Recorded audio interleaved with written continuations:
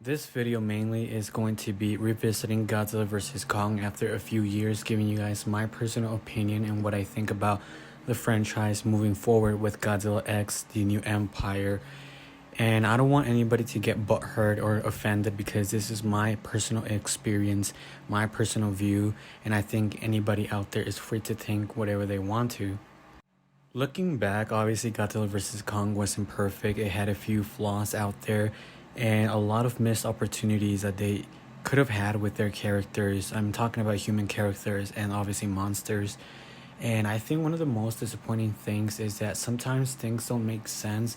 Nowadays, it seems like movies are just so much focused on friendly content, making funny jokes instead of taking things seriously. I mean, you have, for God's sakes, two giant monsters. You have Godzilla and Kong. One of the things I really missed about Godzilla 2014 is the darker tone, how serious things can be, and you really feel how gigantic Godzilla and the Mutos are, how in danger the city is, how in danger the whole population is. If they don't do something about it, you actually see the military doing their work, and you get character developing in the background while everything is happening. You have two stories, the humans and the monsters. And for me, Godzilla vs. Kong felt more like it was focusing on the friendlier side of kids instead of having real life events happening, right? Comparing it with 2014 and probably Godzilla King of the Monsters. But none of them are perfect. What I'm saying is that most people, I think, want to feel a bigger threat. They really want to see the power of Godzilla, the power of monsters, and the military taking this very seriously, showing the full power, the full scale. They want something that takes them back to the classic moments, right, with Godzilla and their villains, instead of making everything a joke, a slice of dice type of environment. Next topic I want to talk about is Mechagodzilla. I think most of us can agree when we first saw Mechagodzilla in theaters, we were like, what the fuck is this, right? Personally, first experience, I was not a fan of Mechagodzilla's design. I think it looks ugly, it looks weird, awkward. Everything was against it. Sure, the action, the battles were one of the best ones. It's definitely one of the most badass Mechagodzillas out there to date, one of the most powerful ones indeed to kick Godzilla's ass.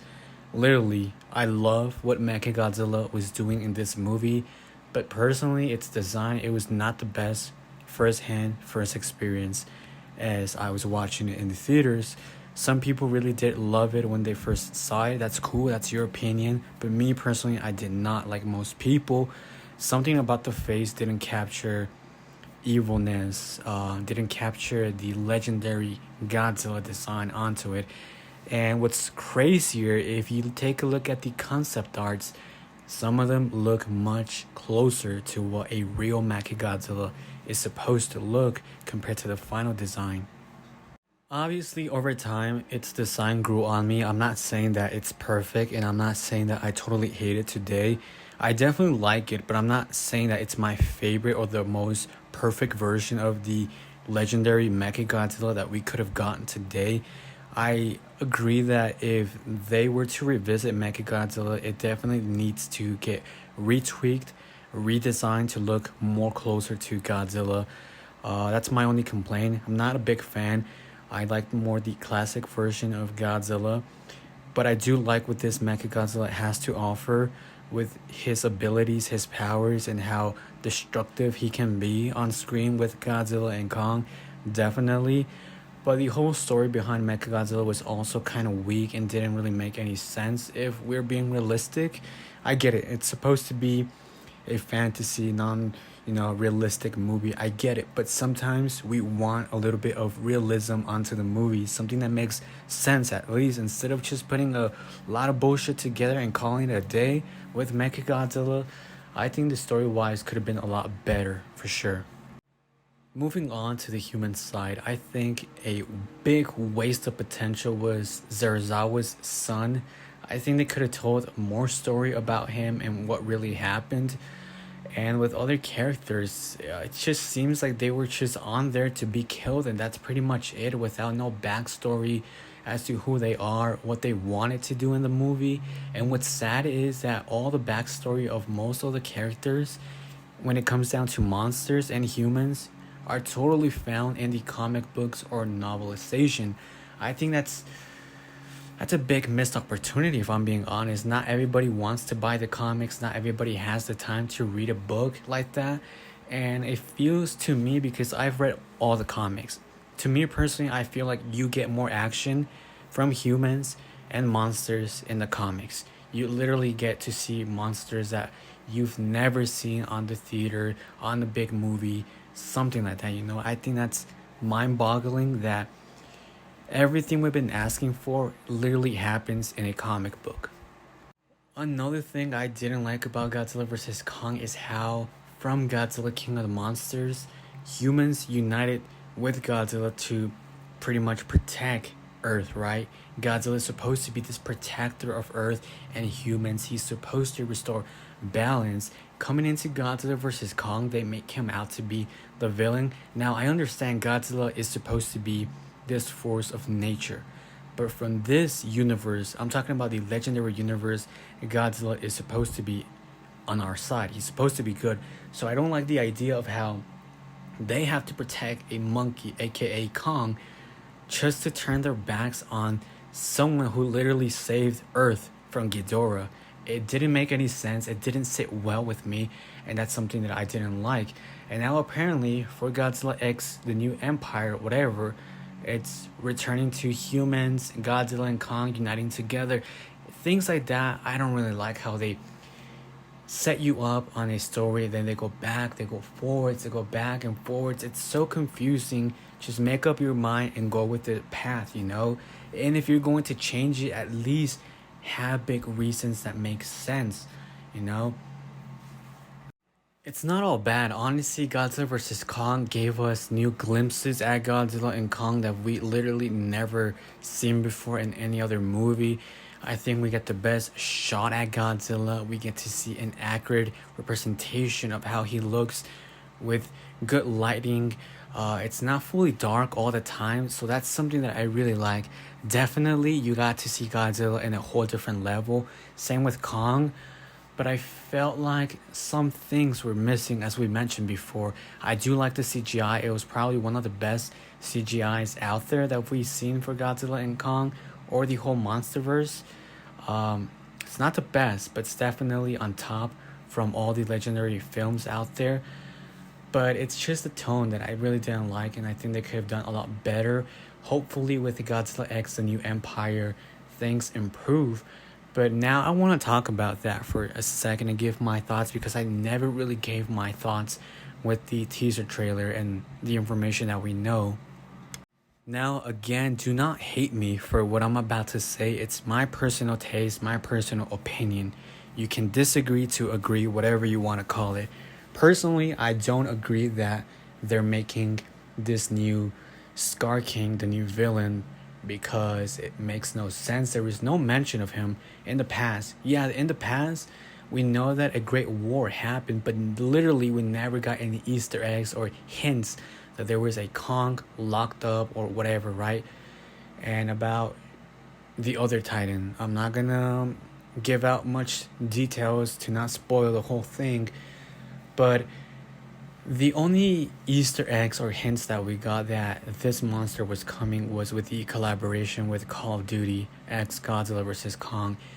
We got cave paintings of Destroyer and this monster and his abilities.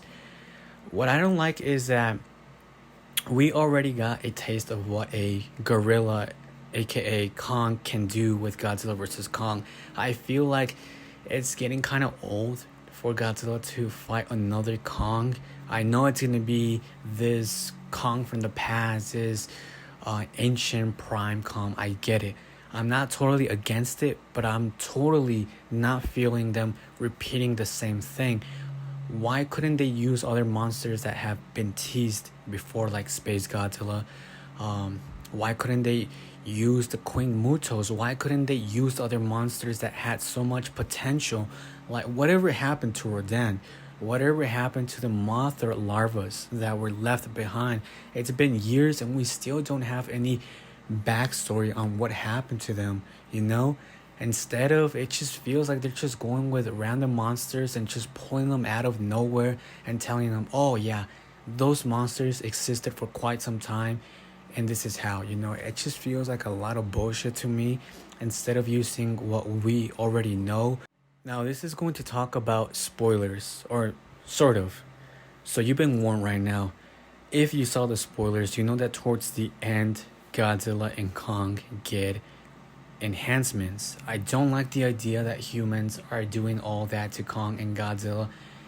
And this is what I mean by, it seems like the movies with the legendary, it feels like it's following the path of a kid-friendly content, you know, instead of giving what fans have been truly asking for. And it's the same director for Godzilla vs Kong directing this movie, but from everything we heard, I just feel like they could have gave us other monsters. For example, ever since King of the Monsters, Mechagodzilla was set up, nothing happened. Now, if you're gonna be saying, oh, they used a head for Mechagodzilla, yes, but there's two heads. If you read the comic books, they specifically said and mentioned there's two more heads out there, so it's not the one they recovered in Mexico. There's multiple heads, and that's why I'm saying that they've already set up multiple monsters to come back, but they seem to be wasting that potential and going with monsters that we literally never heard or ever got any mentions with Easter eggs or backstories. They seem to be pulling them out and saying, hey, this monster has been here for ever since the BCs or blah blah blah. It's been here for such a long time, since the Great War, and apparently it's making a comeback. It just doesn't feel natural and realistic with the story that they've already told, but that's just a little complaint of me. Who knows? Whenever I watch the movie, I could totally change my mind, but right now, as for the leaks, that's how I feel. I feel like they could have used a different monster instead of Scar King or whatever this dude's name is, monster.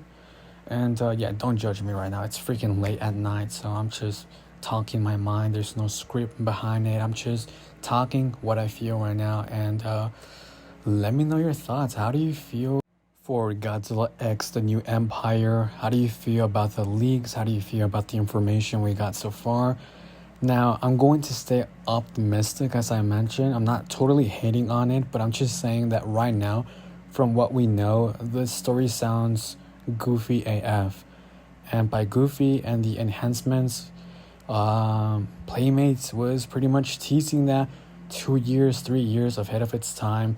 Literally, the Kong that we got with those glasses is supposed to be the end credit Kong, whatever you want to call it, the final version of Kong. And look, I'm optimistic. I'm open about ideas as long as they make sense, as long as they execute them correctly. And it feels badass. It feels amazing. It feels right to the fans, you know?